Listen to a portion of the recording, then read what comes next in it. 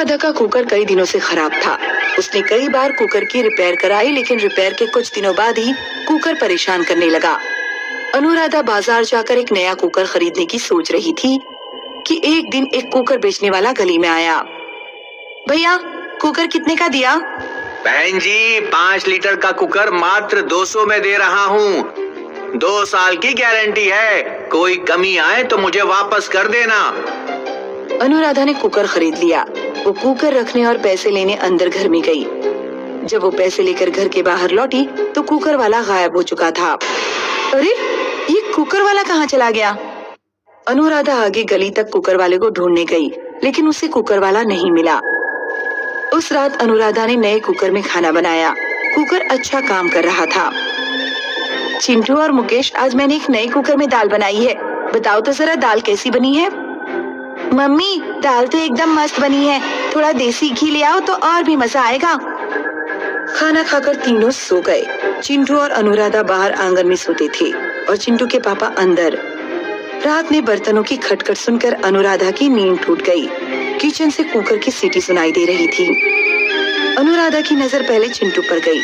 चिंटू कान में हेडफोन लगाए सो रहा था। अनुराधा उठकर किचन में गई। किचन में कोई नहीं था और कुकर गैस पर चढ़ा हुआ था। ये कुकर किसने गैस पर रख दिया? अनुराधा ने जब कुकर खोलकर देखा तो कुकर के अंदर एक भयानक कटा हुआ सिर रखा था। अनुराधा की चीख निकल पड़ी और उसके हाथ से कुकर छूटकर जमीन पर गिर गया। मुकेश और चिंटू जाग गए। अनुराधा, इतनी रात में क्या बना रही हो? मैं कुछ नहीं बना रही थी। ये कुकर पता नहीं कैसे अपने आप गैस पर पहुंच गया। इसमें सीटी लग रही थी और कुकर में ये कटा हुआ सिर था। मुकेश ने कुकर उठाकर देखा तो उसमें कुछ भी नहीं था। कुकर में कुछ नहीं है, तुम्हारे कान में सीटी बज रही होगी। घबराने की कोई बात नहीं है, कभी कभी ऐसा हो जाता है। मुकेश और चिंटू ने अनुराधा की बात का विश्वास नहीं किया। शादियों का सीजन चल रहा था। अनुराधा अगले दिन अपनी फ्रेंड की शादी में चली गई। उस रात चिंटू आंगन में अकेला सो रहा था। कुकर की सीटी की आवाज से उसकी नींद टूट गई। चिंटू ने सोचा कि पापा किचन में कुछ बना रहे होंगे। चिंटू को बाहर मच्छर काट रहे थे, इसलिए उसने सोचा कि पापा के कमरे में जाकर सो जाए। चिंटू कमरे में पहुंचा तो उसने देखा कि उसके पापा कमरे में सो रहे हैं। पापा यहाँ सो रहे हैं और मम्मी घर पर नहीं है, तो किचन में कौन है? चिंटू किचन में पहुंचा तो उसने देखा कि एक चुड़ैल कुकर गैस पर रखकर कुछ उबाल रही है। आजा मेरे पास, तेरी मुंडी काटकर कुकर में उबाल दूंगी। चुड़ैल ने आगे बढ़कर चिंटू का हाथ पकड़ लिया। चिंटू आंखें बंद करके चिल्लाने लगा, पापा बचाओ, चुड़ैल, पापा बचाओ। मुकेश जब बाहर आया तो उसने देखा कि चिंटू अकेले किचन में खड़ा चिल्ला रहा है। चिंटू, इतनी रात में तुम यहाँ किचन में खड़े होकर क्यों चीख रहे हो? पापा, यहाँ एक चुड़ैल थी। वो मेरी मुंडी काटकर कुकर में उबालना चाहती थी। उसने मेरा हाथ पकड़ लिया था। कल तुम्हारी मम्मी पागल हुई थी और लगता है आज तुम पागल हो गए हो। अगले दिन जब अनुराधा घर लौटी तो चिंटू ने उसे अपने साथ घटी घटना के बारे में बताया।